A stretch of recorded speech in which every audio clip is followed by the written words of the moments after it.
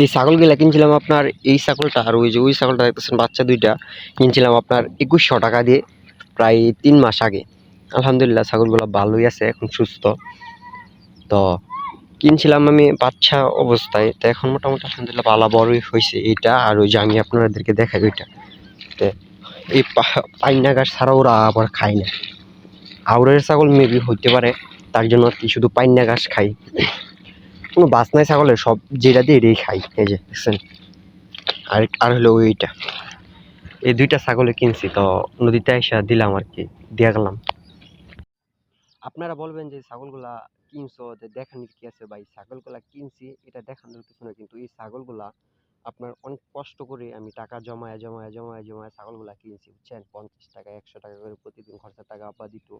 এই টাকাগুলা থেকে আমি জমায় ছাগলগুলা কিনছি। ছাগলগুলা কিনছি আর অনেক কিছু কিনছি আলহামদুলিল্লাহ। খামারের জন্য যা যা কিছু লাগবে তা অনেক কিছু কিনতেছি। তো সবাই আমার জন্য দোয়া করবেন যেন আমি আপনাদেরকে আরো ভালো ভালো জিনিস উপহার দিতে পারি, আরো অনেক কিছু কিনতে পারি, আর আমার এই বয়সে যেন একটা ভালো একটা খামার দিতে পারি।